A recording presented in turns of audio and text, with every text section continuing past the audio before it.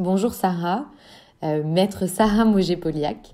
Est-ce que tu peux te présenter en quelques mots pour nos auditrices ? Je suis avocate pénaliste au sein d'un cabinet que j'ai créé il y a 5 ans avec 2 de mes associés qui s'appelle le cabinet L2M Avocat. Il y a 3 pôles, un pôle en droit du travail, un pôle en droit immobilier et le pôle pénal dont je m'occupe. Quel a été ton parcours avant d'en arriver là ? Alors, j'ai un parcours assez atypique. J'ai un parcours de littéraire où j'ai fait d'abord des classes préparatoires aux grandes écoles, Hippo-Cagne et des études d'histoire jusqu'au DEA. Et en fait, j'avais toujours eu ce rêve de petite fille d'être avocate et donc j'ai recommencé à zéro mes études de droit. J'ai commencé par une collaboration et puis je me suis assez rapidement mise à mon compte.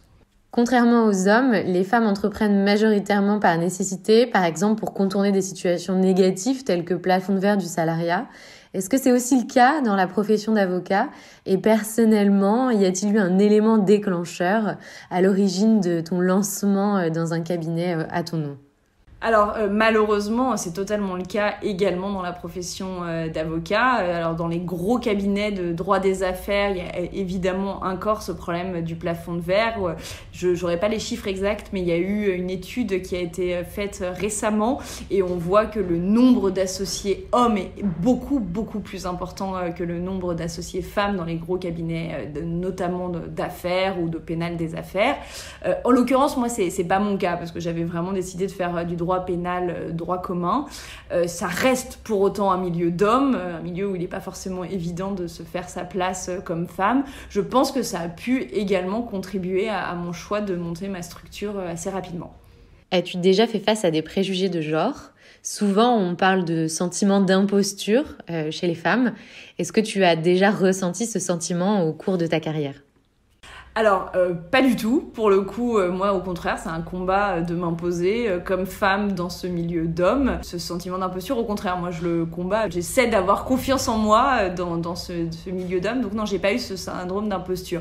Je pense que je l'ai d'autant moins que justement, je pense que c'est très important de se faire confiance pour se faire respecter. Et effectivement, c'est pas évident. Et des exemples, j'en ai beaucoup.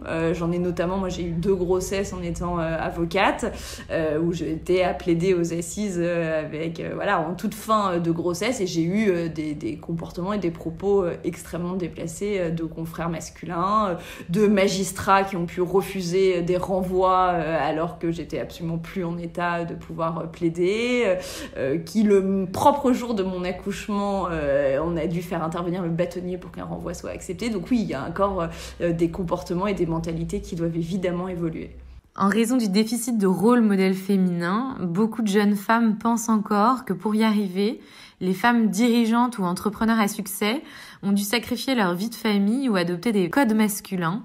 Est-ce que tu as dû faire ces choix ? Alors, il y a 2 choses différentes. Sur adopter des codes masculins, pour le coup, non. Moi, je fais un point d'honneur à rester totalement féminine, que même si je dois arpenter les commissariats, les prisons, je m'habille en femme, je reste comme je suis. Donc ça, pas question, moi, de me masculiniser, ou je sais pas comment dire ça, mais enfin, en tout cas, pour le coup, moi, c'est totalement hors de question. Je suis une femme et j'assume d'être une femme jusqu'au bout. Il y a évidemment des distances et des règles très strictes à respecter avec des clients, parce que c'est évidemment une clientèle difficile, mais pas question de devoir adopter un comportement qui ne serait pas celui d'une femme. Sur la question de la vie de famille, oui, c'est très compliqué, ça, on va pas se leurrer, c'est difficile. Moi, je refuse de faire un choix entre ma vie de famille et ma vie professionnelle. Pour autant, dire qu'il n'y a pas de sacrifice, ce serait faux. Au pénal, c'est des audiences qui durent jusqu'à 2h du matin. Il n'est pas rare d'être appelé le week-end, pendant les vacances. Donc, évidemment que, voilà, moi, j'ai 2 enfants en bas âge. C'est difficile, c'est compliqué. Il faut leur expliquer et il faut que les moments où je sois pleinement avec eux, ce soient des moments qui leur soient entièrement consacrés pour qu'ils puissent vivre au mieux les moments d'absence, parce qu'il y en a, quand je pars aux assises en province, je suis pas là pendant une semaine. Donc oui, ça, je peux pas dire que ce soit une carrière qui soit facile et que concilier les deux est souvent un casse-tête. Et toujours sur cette problématique du déficit de rôle modèle féminin, est-ce que toi, personnellement, tu as eu un modèle féminin ? Mais évidemment, des grands noms, je sais pas, je pense comme ça tout de suite à Gisèle Halimi, qui évidemment, quand on est avocate, un modèle, une figure emblématique. Oui, ça c'est une certitude. Aujourd'hui, tu es à la tête d'un cabinet dans lequel il y a plusieurs associés et plusieurs collaborateurs. C'est quand même une petite entreprise. Pour toi, quelles sont les qualités nécessaires pour entreprendre et du coup pour créer son propre cabinet d'avocat? Je pense qu'il faut être volontaire. Voilà, je pense qu'il faut vraiment renoncer devant rien. Des obstacles, il y en a beaucoup. Il y a beaucoup de choses à faire. Il faut se faire confiance. Il y a beaucoup. Moi, je vois, j'ai des collaboratrices qui ont décidé de monter leur cabinet, leur propre structure. Je les ai toujours engagées et ça fait très peur au départ. On se demande si on va y arriver.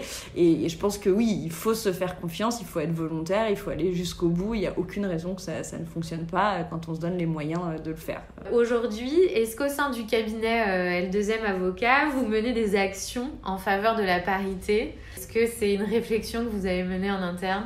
Disons que c'est plutôt par l'absence de réflexion dans nos choix de recrutement. C'est-à-dire qu'il est hors de question pour moi de recruter en me disant est-ce que c'est un homme ou est-ce que c'est une femme. Je vais pas faire de discrimination positive. Je me poserai jamais la question de me dire mince, je vais pas embaucher une femme parce qu'il y a des risques de bébé, de risques de s'occuper de ses enfants. En l'occurrence, moi j'ai plus de collaboratrices femmes que hommes. J'ai un garçon au pénal, donc c'est même plutôt une petite fierté de former à mes côtés des avocate pénaliste femme. J'en suis même au contraire très contente. Nous avons plus de femmes que d'hommes comme collaborateurs au sein de ce cabinet. Et enfin, pour que nos auditrices te connaissent mieux, est-ce que tu peux nous dire quelle est ton activité favorite quand tu ne travailles pas? C'est difficile. Je dirais que... Alors, j'en ai plusieurs, évidemment. Alors, déjà, les moments où je travaille pas, malheureusement, il n'y en a pas tant que ça. C'est quand même un métier qui est très prenant. J'aime bien couper totalement, être dans mon jardin, jardiner. Je pense que c'est un peu ma passion. Voilà, c'est évidemment passer du temps avec mes enfants et jardiner. J'adore ça et ça me permet de me vider totalement la tête. Super. Merci beaucoup, Sarah, pour cette interview. De rien. Et à bientôt.